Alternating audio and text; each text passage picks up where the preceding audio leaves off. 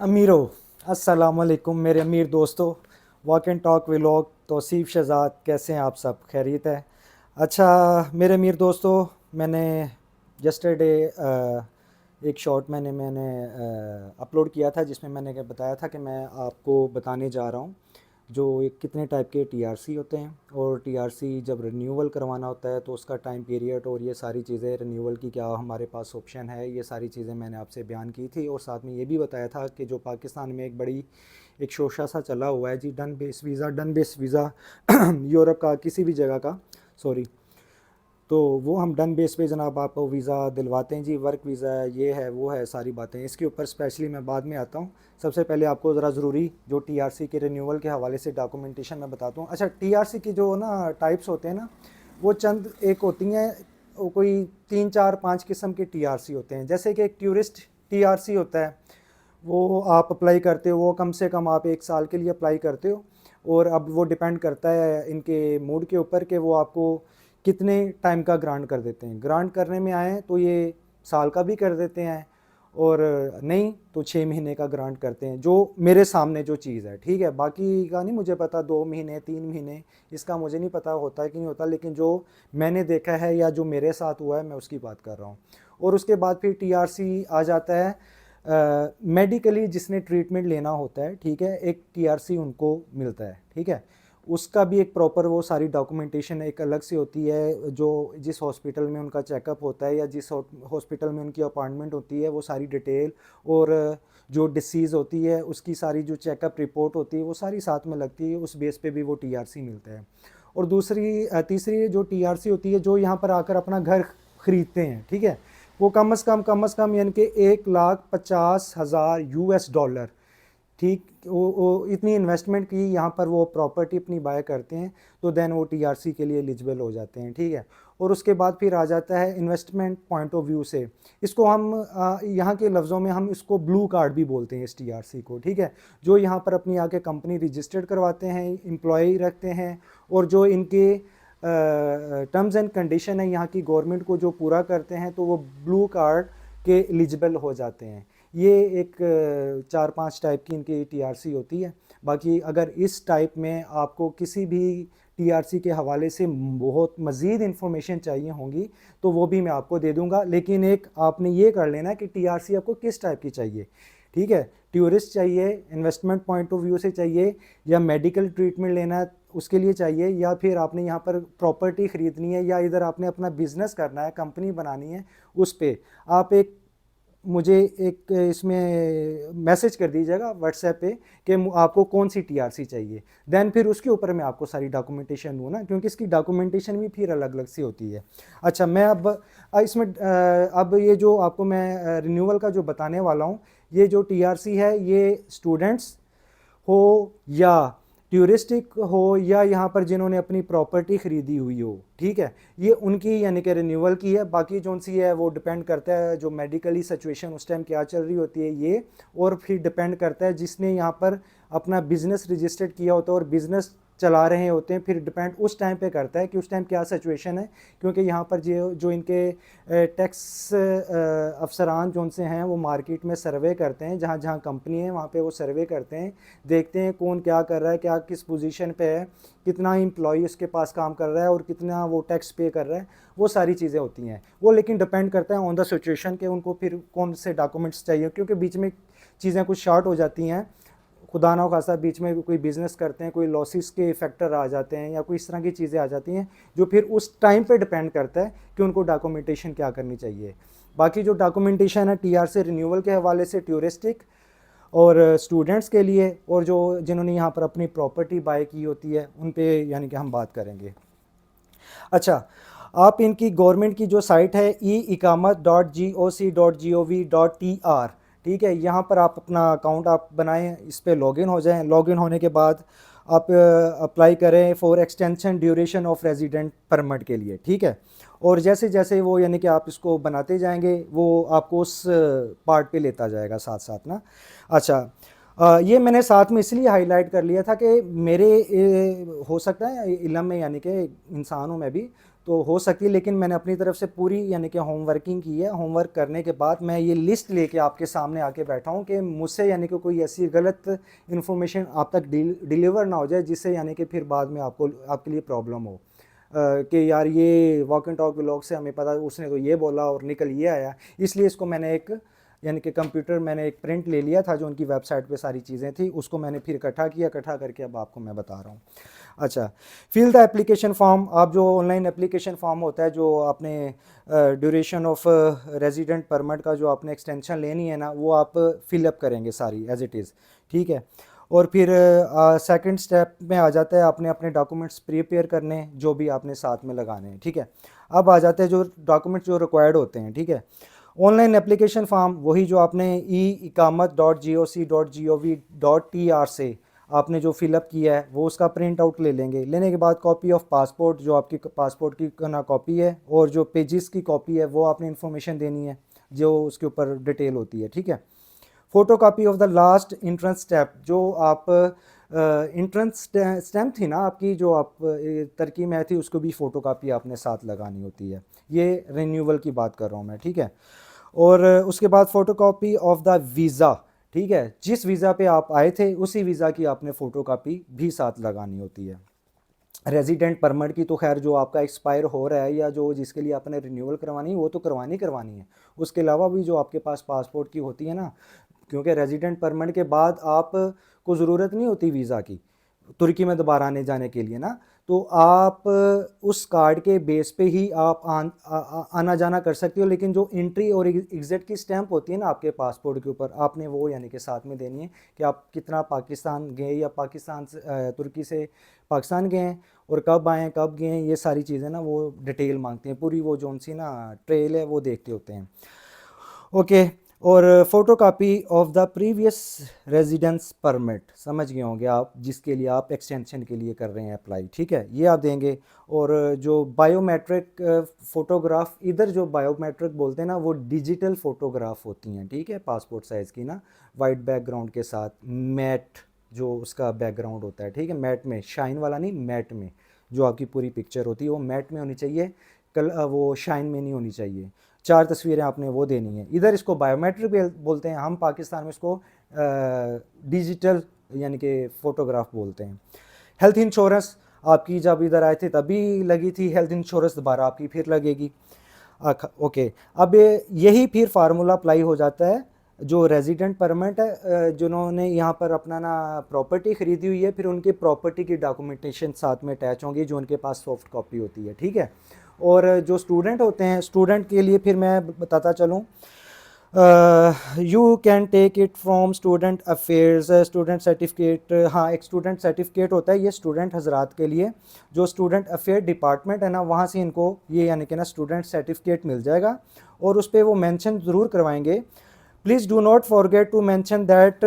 Take it to apply for resident permit, ठीक है। जो स्टूडेंट अफेयर डिपार्टमेंट है आपने वहाँ से वो मेंशन उनसे ज़रूर करवा लेना है कि ये हमारे पास ये स्टूडेंट है और ये अपना ना इसको एक्सटेंशन के लिए ये हम इनको एनओसी जिसको हम बोलते हैं अपनी ज़ुबान में, वो एक आपको प्रोवाइड कर देंगे, आपको एक पेपर दे देंगे, आप उसको अपने आई कामत का जो एप्लीकेशन फॉर्म है उसके साथ अटैच करेंगे। बाकी की जो डॉक्यूमेंटेशन जो मैंने बताई हुई हैं एज इट इज़ वही फार्मूला स्टूडेंट्स के लिए भी अप्लाई होता है। अच्छा, जो हाँ बस स्टूडेंट के लिए ये है कि वहाँ पे ये यहाँ की प्रॉपर्टी वगैरह या जो चीज़ है ना वो नहीं करेंगे, हाँ जो अगर किरायानामा ज़ाहिर बात वो तो साथ में लगेगा ही लगेगा, ठीक है, ये सारी चीज़ें स्टूडेंट्स के लिए लगेंगी। अच्छा जी, उसके बाद फिर आ जाएगा जी receipt of payment of residents card, जो इनका जो सिक्का राइजुल वक़्त जो आज की तारीख है ना वो है 6 नवंबर 2023, और इसका जो इसकी जो फ़ीस है वो 125 तुर्किश लीरा है, 125 तुर्किश लीरा, जो आपने रिन्यूअल के लिए आपने बैंक में जो आप जमा करवाओगे फ़ीस, उसकी जो स्लिप साथ लगेगी ना, और साथ में आपके जो इनकम टैक्स जो आपका डिपार्टमेंट है, यहाँ का जो इनकम टैक्स डिपार्टमेंट है, वहाँ से आपकी जो रेजिडेंट परमिट कार्ड के ऊपर फॉरेन आईडी होता है ना, उसके अगेंस्ट वो आपको सर्टिफिकेट दे देंगे, यहाँ का जो टैक्स डिपार्टमेंट है, ठीक है, वो आपने साथ लगाना है, स्टूडेंट हजरात भी, टूरिस्टिक भी, और साथ में जो जिन्होंने यहाँ से प्रॉपर्टी ख़रीदी होती है उनके तो फिर लगने ही लगना होता है, ठीक है। ये आप साथ में 125 तुर्किश लीरा का वो होगा। ये आप ऑनलाइन पे कर सकते हैं, क्रेडिट कार्ड से भी पे कर सकते हैं, डायरेक्ट आप बैंक डिपॉजिट भी कर सकते हैं। साथ में आपने जो टैक्स डिपार्टमेंट है यहाँ का, वहाँ से आप अपनी जो टैक्स है ना एप्लीके फॉर्म जो सा होता है वो आपने साथ में लाजमी अटैच करना है, ठीक है। ये चीज़ें सारी उन्होंने पूरी करनी होती हैं। और जो एप्लीकेशन जितनी भी होती हैं ना, वो आपने ट्रांसलेट करवानी होती हैं तुर्किश लैंग्वेज में, जिसको हम बोलते हैं कि ज़ाहिर बात है वो इंग्लिश, यहाँ पर वो इंग्लिश का वो सीन नहीं है, तो वो आपने ट्रांसलेट करवानी है तुर्किश में। आप यहाँ पर किसी भी नोटरी वाले के पास चले जाइएगा, ठीक है, वो जितने भी आपने प्रिपेयर किए हैं ना डॉक्यूमेंटेशन, इसको आपने ट्रांसलेट इनकी लैंग्वेज में करवा लेना है। वो ट्रांसलेट करके उसको नोटरी स्टैंप्स वगैरह वो सारे कर देते हैं यहाँ के जो नोटराइज्ड होते हैं, ठीक है। आपने ये सारी चीज़ें कर लेनी है, जिसमें आपकी बैंक स्टेटमेंट भी लगेगी, ठीक है। बैंक स्टेटमेंट आपकी यहाँ की होनी चाहिए, यहाँ की बैंक स्टेटमेंट, क्योंकि जैसे आप आते हैं यहाँ पर आपका एक बैंक अकाउंट खुल जाता है, जिससे भी आप जितनी भी ट्रांजैक्शन ऑनलाइन वगैरह करते हैं, वही फिर आपको सबूत के तौर पे उनके पास देनी होती है कि क्या आपके पास इतना फ़ंड मौजूद है कि आप एज आ टूरिस्ट या एज आ स्टूडेंट, अगर स्टूडेंट हो तो जाहिर बात है वो अपने पेरेंट्स, जो उनके पेरेंट्स है वो पे कर रहे हैं ना, वो पेरेंट्स उनको उनके अकाउंट में भेज रहे हैं, यहाँ पर जो स्टूडेंट हैं ना उनके अकाउंट में भेज रहे हैं, और वो फिर मनी ट्रेल देख रहे होते हैं स्टूडेंट के अकाउंट में, जो यहाँ पर स्टूडेंट बेस पे उनका जो अकाउंट खुलता है। और जो टूरिस्टिक होते हैं, ज़ाहिर बात है इनका इंडिविजुअली जो यहाँ पर नफूस वगैरह जब बनता है ना, बनने के बाद ये अपना बैंक अकाउंट खोल लेते हैं, क्योंकि इसमें नफूस में ये है कि इनका बिजली का, पानी का या गैस का जो बिल होता है ना, वो साथ में डॉक्यूमेंटेशन के जैसे अटैच होता है, नफूस होता है। नफूस होने के बाद वही डॉक्यूमेंट्स बैंक में जाते हैं, और उस बिहाफ पे उनका बैंक अकाउंट खुल जाता है, और उसके ऊपर वो फिर ट्रांजैक्शन शो करनी होती हैं। हाँ, एक ज़रूरी बात बताना मैं भूल गया, ये कम अज़ कम आपका जो एक्सपायरी परमिट होता है ना, डेट ऑफ एक्सपायरी परमिट की होती है ना, उससे कम अज़ कम महीना, सवा महीना, 1.5 महीना पहले आपने अप्लाई करना है। यानी कि कम से कम 1.5 महीना पहले आपने एप्लीकेशन डाल देनी है फॉर रिन्यूअल के लिए, ठीक है। एट द टाइम नहीं करना, एट द टाइम वो कोई भी यानी कि ना सवाल पैदा कर सकते हैं जो कि प्रॉब्लम क्रिएट होगी, क्योंकि इनकी वेबसाइट के ऊपर भी यही लिखा हुआ है, कम से कम आपने 2 महीना पहले आपने हमें इन्फॉर्म करना है, आपने अपनी एप्लीकेशन हमें पुट करनी है, डालनी है कि आपने एक्सटेंशन लेनी है और रिन्यूअल डालनी है। उसके लिए फिर आपको सारी प्रिपेयर करनी पड़ेंगी डॉक्यूमेंटेशन, ठीक है, आप ये याद रखिएगा। और ये सारी चीज़ें आपको मैंने रिन्यूअल के हवाले से बता दी हैं। अगर इसमें अगर कोई किस्म की क्यूरी या कोई बात रह जाए तो आप मुझे व्हाट्सएप कर दीजिएगा, ठीक है। उसकी जो फिर पीडीएफ है बाकायदा, आपकी जो टूरिस्टिक होगी या मेडिकली आप यहाँ पर एडमिट आपके पास टीआरसी है, या आपके पास एज आ रेजिडेंस परमिट है यहाँ का, यानी कि प्रॉपर्टी आप बाई की हुई है एज इट, वो फिर आपको मैं पीडीएफ आपको मैं व्हाट्सएप कर दूंगा, जो इनकी है वो सारी टर्म्स एंड कंडीशन उसके ऊपर लिखी हुई हैं, मैं मज़ीद इसके ऊपर कर दूंगा। अच्छा, अब आ जाएँ जनाब डन बेस की हकीकत, जो पाकिस्तान में एक चीज़ें चली हुई हैं। अच्छा, तो वो मेरे दोस्त की मुझे पाकिस्तान से कॉल आती है, और वो मुझे कहते हैं जी कि इटली का हमें जनाब वर्क परमिट मिल रहा है जी, और वो तकरीबन कोई 25 लाख रुपए का कह रहे हैं कि डन बेस पे हम आपका काम करेंगे, और 2 3 4 महीने का टाइम पीरियड बता रहे हैं, इस टाइम पीरियड के अंदर हम आपको डन बेस पे वीज़ा दे रहे हैं, और आपसे वो पेमेंट कलेक्ट करते हैं जी एडवांस में कोई 3 4 5 लाख के राउंड ना। तो उस पे वो क्या करते हैं जी कि ये सरासर सर नाइंसाफ़ी है, ये कोई चीज़ एग्ज़िस्ट नहीं करती। इसमें होता क्या है कि आप, मैं चलें उनको मैंने ये मशवरा दिया जी कि डन बेस क्या होता है, कहते हैं जी डन बेस पे वो करते हैं। देखें, डन बेस असल में मैं आपको पहले भी बता दूं, दोबारा पहले भी बताया, अब दोबारा बता रहा हूं कि इस नाम का कोई भी वर्ड एग्जिस्ट करता ही नहीं है इस फील्ड में, डन बेस वाला, ठीक है। जो अब डन बेस पे उन्होंने जनाब 3 4 लाख रुपए, चले एक आप मेरी बात से इत्फाक करेंगे, 3 4 लाख 5 लाख आपसे आपसे एडवांस ले लिया। अब ये डिपेंड करता है कि उस बंदे की प्रोफाइल के ऊपर, कि उस बंदे की प्रोफाइल कैसी है, स्ट्रॉन्ग है या लाइट सी है, बस मीडियम सी उसकी प्रोफाइल है। अगर तो उसकी प्रोफाइल होती है अच्छी,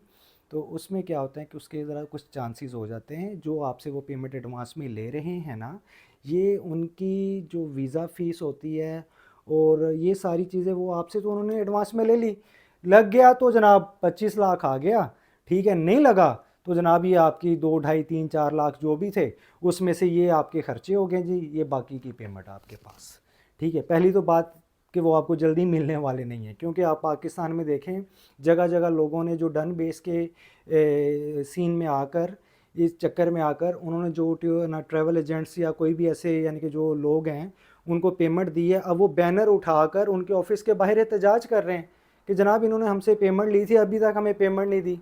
ठीक है, ऐसा क्यों कि वो आपकी प्रोफाइल बनाकर ना क्या है उन्होंने अपना एम्बेसी में जाके जमा ही करवानी है ना। अब उनके ऊपर डिपेंड करता है कि आपकी प्रोफाइल, अगर आपकी लक अच्छी हुई तो वीज़ा आपको ग्रांट हो जाएगा आपकी प्रोफाइल को देखते हुए। अगर आपकी लक अच्छी नहीं हुई तो वो उसी टाइम रिफ्यूज़ल दे देंगे, रिफ्यूज़ल दे के अब जनाब देखें जनाब उन्होंने 25 लाख रुपए मांगा है। एग्जाम्पल 25 लाख में से अगर 10 लोग अप्लाई कर देते हैं, ठीक है, और 5 लाख रुपए एडवांस दे देते हैं, 5 मल्टीप्लाई बाय 10 कर लें कि कहाँ अमाउंट जाती है वो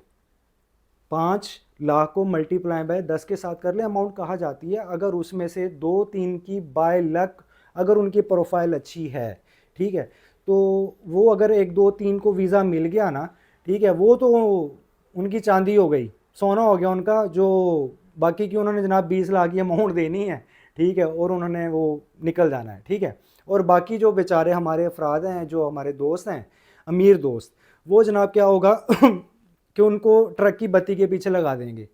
जनाब आपको आज पेमेंट दे रहे हैं, वापस कल दे रहे हैं, वापस आज दे रहे हैं, फिर पंचायतें, फिर ये वो आगे पीछे, फिर भाग दौड़। बहुत ही कम होते हैं जो कि दोबारा आपके फ़ोन पे वो रिप्लाई दे दें। अच्छा, अब जो 2-3 जिनके बाय लक या प्रोफाइल बहुत अच्छी थी, जिनका वीज़ा ग्रांट हो गया, ठीक है, वो अब इटली पहुंच गए। अब उधर जाके उनके साथ क्या होता है कि जो जिस कंपनी की बेस पे वो वहाँ पर पहुँचे थे, वो कंपनी वहाँ पर एग्जिस्ट ही नहीं करती। अगर करती भी है, ठीक है, 2 या 3 माह आपको वो बियर करेगी, तीसरे या चौथे माह आपको बोल देगी जी अस्सलाम वालेकुम, आप अपना कोई आगे और कोई काम देख लें, हमारे पास काम नहीं है, या हमारे पास ऐसा कोई चक्कर नहीं है। क्योंकि ऑफ द रिकॉर्ड या ऐसी कुछ कंपनी वहाँ पर काम कर रही होती हैं जो फाइनेंशियली या कारोबारी हवाले से वो नुकसान में जा रही होती हैं, और वो अपना जो टैक्सेस होते हैं, क्योंकि अगर आप वहाँ पर जाते हो ना उस कंपनी के ऊपर, आप एज ए एम्प्लॉय आप गए हो ना, तो उस कंपनी के ऊपर टैक्स एक लागू हो जाता है कि आपने पर मंथ, अब वो कंट्री टू कंट्री वेरी करता है कि वो कितना टैक्स लागू करते हैं। ठीक है, वो उसके ऊपर कंपनी के ऊपर यानी कि ये एक आ जाता है कि आपने इस बंदे का पर मंथ आपने इतना टैक्स पे करना है। ठीक है, उस हिसाब से उन्होंने अपना एक स्लैब बनाए होते हैं, और वो हिसाब से वो अपना उन्होंने कैलकुलेट पहले से किया होता है। जो पाकिस्तान में उनके लोग होते हैं उनके साथ मिल बैठ के पहले से प्लान किया होता है कि हम बंदे को ज़्यादा से ज़्यादा महीना 2 महीने या मैक्सिमम जिसने ठीक ठाक पैसे लगाए हैं ना, अगर 2-3 महीने उधर उन पैसों में से अगर आपको वो कुछ पे भी कर देते हैं ना, अगर तो पहली तो बात करते नहीं, अगर पे कर भी देते हैं ना, तो एंड ऑफ द टाइम पे आके वो आपसे बोलेंगे कि भैया आप अपना काम कहीं और देख लें, अब हमारे पास गुंजाइश नहीं है। ठीक है, और वो जो उधर बेचारे जो पहुँचे होते हैं, वो फिर सर पकड़ के फिर दौड़ लगाते हैं बाहर की, कोई दाएं बाएं कंपनियां ढूंढते हैं जहां पर उनको यानी कि वो उस वर्क वीज़े को यानी कि ज़ाहिर बात फिर शिफ्ट भी करना है ना। अगर एक मेरे नाम पर, एक मैंने ना अपनी कंपनी के नाम पर अगर आपको मैंने बुलाया है ना, तो मैंने 2 से 3 माह बाद हाथ खड़े कर दिए ना, तो मैंने फिर अपने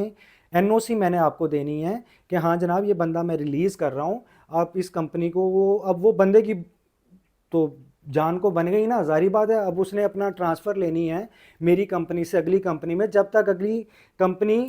के यानी कि क्राइटेरिया में मैं पूरा नहीं उतरूंगा तो वो मुझे कैसे लेगी। और वो भी एक टाइम ड्यूरेशन होता है, उस टाइम ड्यूरेशन के अंदर अंदर आपने उस बंदे ने अपने लिए अगली कंपनी देखनी है, उसमें अपनी हायरिंग देनी है, और उस बेस पे फिर मैं अपना एनओसी दूंगा जिस पे वो मेरा जो वर्क वीज़ा होगा वो उस बंदे के नाम पे ट्रांसफ़र होगा, देन जाके उसको सुकून का सांस आएगा। ठीक है सर, वर्क वीज़े की ये हकीकत है। अब काइंडली अगर आपको फिर भी इस चीज़ का सही से नहीं पता चला तो मैं आपको मज़ीद इसके बारे में डिफ़ाइन कर दूंगा। जो लॉयल है जाने के लिए, मैं तो सिंपल सा एक फार्मूला आपको मैं बता देता हूँ कि आप करें क्या। आप सर ऐसी कंट्रीज़ में एज अ टूरिस्ट जाएं, अपनी प्रोफाइल आपकी स्ट्रॉन्ग है, सारा कुछ ठीक है, आप एज अ टूरिस्ट जाएं, टूरिस्ट जाके वहाँ पर आप टीआरसी या टीआरपी वो अप्लाई करें। अप्लाई करने के बाद आप मार्केट में जाएं, जाकर आप अपने जो स्किल्स जो वर्कर हैं या लेबर है, ठीक है, वहाँ पर आप जाके अपनी उनको एप्लीकेशन दें, अपना सीवी बनाएं, सीवी बनाकर वो डालें कि जनाब मैं एज अ टूरिस्ट इधर आया था और ये मेरी जनाब मैं ड्राइवर हूँ, मैं वेल्डर हूँ, या मैं टेक्निकल कोई मैकेनिक हूँ, या मैं डॉक्टर हूँ, या मैं जनाब टीचर हूँ, वट एवर जिस भी फील्ड में वो फॉल करते हैं ना, उस फील्ड के रिलेटेड अपना सीवी उस कंट्री के ना हिसाब से वो तैयार करें। तैयार करके 8-10 कंट्री जो कंपनीज़ हैं या ऑर्गेनाइजेशन हैं या ऐसी जगह हैं वहाँ पर आप दें। अगर उनकी समझ में आता है वो आपका एक इंटरव्यू कंडक्ट करेंगे या आपका एक टेस्ट लेंगे। लेने के बाद अगर आप उनके क्राइटेरिया या उनके जो भी उनका काम होगा आप उस पर पूरा उतरते हो ना, तो वो आपको वर्क जो टीआरसी होता है, परमिट होता है ना, वो उस पर आपको ले लेंगे। उस पर क्या होगा कि जो एज अ टूरिस्ट जो आपका वीज़ा होता है, आपको किसी ना किसी कंट्री से एज अ टूरिस्ट आपने यानी कि ना एंट्री और एग्ज़िट मारनी है दोबारा उस कंट्री पे, सिर्फ एंट्री एग्ज़िट मारनी है, आपका वही जो टीआरसी या टीआरपी है वो कन्वर्ट हो जाता है आपका वर्क परमिट पे, ठीक है। और अगर इसमें मैं कोई चीज़ भूल रहा हूँ या मैं बता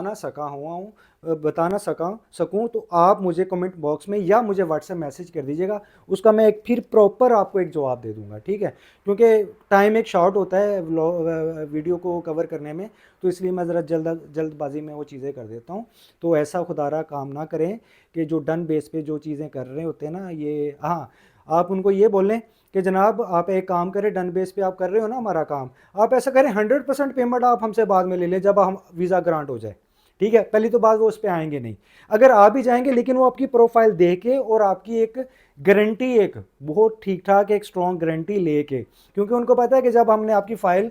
एम्बेसी में लॉन्च करनी है ना, तो उसकी जो ना फ़ीस पे करनी होती है, वीज़ा फ़ीस होती है, ठीक है, और उनके सर्विसेज चार्जेस होते हैं वो पे करने होते हैं। अगर एग्जांपल मैं यूरोप की बात करूं तो उसका कम से कम मेरे ख्याल में 80 यूरो उसकी फ़ीस बनती है। यही कोई पाकिस्तानी, आप इसको आप जो उधर यूरो का रेट जो चल रहा है उसको कैलकुलेट कर लो, कोई भी अपनी पॉकेट से नहीं लगाएगा। हाँ, वो एजेंट या वो बंदा वो लगा देगा जिसकी प्रोफाइल बहुत स्ट्रॉन्ग है और जिसकी गारंटी है कि हाँ इससे मुझे डन बेस पे 20-25 लाख वो मुझे मिल जाएगा। अगर उसकी लक हुई, ठीक है, तो उसको वीज़ा मिल गया तो जनाब वो उसकी सोना चांदी हो गई, जिसने डन बेस पे उसके साथ एजेंट है या कोई भी बंदा है उसने किया है। लिहाजा डन बेस का सर कोई लफ्ज़ कोई नाम एग्जिस्ट नहीं करता, ठीक है। अगर बाय लक बाय चांस अगर किसी बंदे का कोई ग्रांट हो भी जाता है ना वीज़ा, तो वो फिर जब आउट ऑफ द पाकिस्तान जाते हैं, वहाँ जाके फिर वो देखते हैं जी जिसने बुलाया था या जो कंपनी थी वो जनाब नज़र नहीं आ रही, एग्जिस्ट नहीं कर रही। अगर मिल भी गई है, ठीक है, उसने ज़्यादा से ज़्यादा आपको महीना 2 महीने, ठीक है, आपको बियर करेगा। जब देखा कि हाँ जनाब जो इसने पैसा हमें खिलाया था या दिया था अब इसमें इसका पूरा हो रहा है क्राइटेरिया, तो वो बोल देंगे कि भाई हमारा काम ख़त्म है, ठीक है, आपको हमने इधर बुलाना था बुला लिया, ठीक है, बाकी आप आगे अपना काम देख लो। अगर कोई कंपनी रखती है तो हम आपको एनओसी दे देंगे या जो भी वट एवर वहाँ का जो सीन होगा वो आपके साथ कर लेंगे। तो ये सर सारा सीन है मेरे अमीर दोस्तों। काइंडली आप ज़रा ख्याल करें, आपने बहुत मेहनत से ये पैसे इकट्ठे किए हैं, आपके बुज़ुर्गों ने आपके लिए पैसा इकट्ठा किया है, जिनके जो पेरेंट्स अल्लाह उनको इस दुनिया में नहीं रहे, जो उनके लिए एसेट्स या ऐसा पैसा छोड़ के चले गए हैं, तो उसको ज़रा ख्याल करें मेरे अमीर दोस्तों, ठीक है। और जिनके ना पेरेंट्स हयात हैं, अल्लाह ताला उनको सेहत तंदुरुस्ती वाली ज़िंदगी अता फ़रमाए। तो वो देखें उन्होंने बहुत मुश्किल से आपके लिए ये पैसा आपके लिए लगा रहे होते हैं। काइंडली आप ऐसा ना करें, कोई डन बेस के चक्करों में आके पैसा ना ख़राब करें। अगर सेल्फ मेड बंदा है, अगर खुद से उसने कमाई की है ना, आप वो यार देखो कि आपने पर डे आपने मेरे ख्याल में 1000, 1500, 2000 पर डे के हिसाब से ने वो आपने पैसा इकट्ठा किया है। इकट्ठा करके एट द टाइम एक ही झटके में वो जनाब वो ऐसे एजेंट और ऐसे जो गलत लोग होते हैं वो आपसे ले उठते हैं और आप फिर सर पकड़ के बैठ जाते हैं। तो आपको पता है भाई पैसे के बगैर कोई इज़्ज़त नहीं है, क्या पैसे के बगैर कोई इज़्ज़त नहीं है। पैसे ना होना पॉकेट में तो अपने भी कह देते हैं भाई आप ज़रा यार काइंडली ख्याल करो, बस महीना 2 महीने होता है, 3 महीने होता है, हम ज़्यादा नहीं आपको अपने सर पे बियर कर सकते हैं। लिहाजा मेरे मीर दोस्तों डन बेस के चक्करों में ना पड़ो। हाँ, अगर आपने काम करना है आप एज आ नहीं ज़्यादा पैसे हैं आपके पास, ठीक है, आप एज आ टूरिस्टिक वीज़े पे अप्लाई करो, ठीक है। उसकी डॉक्यूमेंटेशन यार मैं आपको अपने व्लॉग में आके आपको मैं खुद बोल रहा हूँ कि यार आपको ऐसा डॉक्यूमेंटेशन की ज़रूरत है, आप मुझे व्हाट्सएप करो, वॉइस नोट करो, व्हाट्सएप करो कि सर मुझे ये ज़रूरत है, मुझे ये बताएं कि कैसे करना है। यार मैं नहीं कर रहा हूँ, करूँगा या मैं नहीं दूंगा, तो आप मेरे कमेंट्स बॉक्स में आप नीचे आके बोलो भाई ये मैंने डिमांड की थी, ये मेरी पूरी नहीं हुई। ठीक है, हाँ जो पूरी हो रही होगी मुझसे वो मैं आपकी बिल्कुल पूरी करूँगा। मेरे अमीर दोस्तों, बस मेरी आपसे यही रिक्वेस्ट है कि आप अपना सरमाया ऐसे ख़राब ना करें और ऐसे लोगों के हाथ में ना दें जिससे आपको बाद में मुश्किल और परेशानियां पेश आएँ। ठीक है, हाँ वो पैसा खर्च करने से बेहतर है कि आप मज़ीद 15-20 महीना 2 महीने आराम से बैठ के मज़ीद उस पैसे में से कुछ खा लो, लेकिन सारे ख़राब ना कर लो। लेकिन उस महीने 2 महीने के अंदर अपनी वर्किंग स्ट्रॉन्ग करो, अपने ऐसे ऐसे आप हंटिंग करो इसमें, इस काम में आके कि हाँ यार ये काम सही ना है और ये काम गलत है, ये डन बेस गलत है, ये तरीकाकार ठीक है, इसका ज़रा कंपैरिजन करो, फिर आपको इन चीज़ों का बहुत अच्छे से अंदाज़ा होगा। बाकी मेरे अमीर दोस्तों, कोई बात सॉरी गलत लगी हो तो उसके लिए मैं माज़रत चाहता हूँ, और अगर मज़ीद कोई ऐसी इंफॉर्मेशन चाहिए हो, ठीक है, तो उसके लिए मैं हाज़िर हूँ। आप मुझे आप मैसेज करो, मैं आपको उसका प्रॉपर जवाब दूँगा। और व्लॉग बहुत लंबा हो गया है, और अपना बहुत ज़्यादा ख्याल रखिएगा। इंशाल्लाह नेक्स्ट व्लॉग में आपके साथ मुलाकात होगी जी। ओके, अल्लाह हाफिज़।